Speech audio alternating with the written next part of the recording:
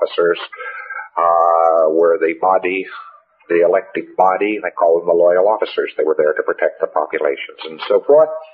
And they had elected a fellow by the name of Xemu, could be spelled X-E-M-U, to the supreme ruler. And they were about to unelect him.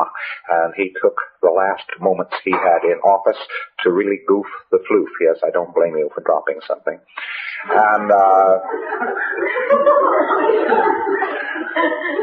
he took these last moments to really upset it. He, of course, had several key birds who were close to him. He was a suppressive, and all suppressives.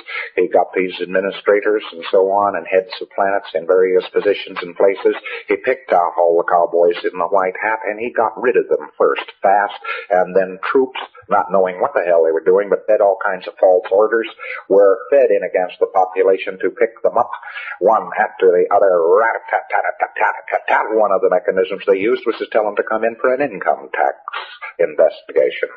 And the United States just copies income tax. They're just R6. They're a bunch of dramatizing psychotics, these guys. But the truth of the matter is that the loyal officers were not all killed. Xemu missed. And they were not all killed, not by a long way. Although the civilization was battered, it still had weapons, it still had transport, it still had some semblance of organization, and the loyal officers who were at remote bases, who were airborne at the time, who somehow or another on other planets were not affected, suddenly turned around right after this great catastrophe, and the administrators and renegades which Xemu had brought in were not very effective, and a firefight ensued which put the finishing touches on the Galactic Confederation.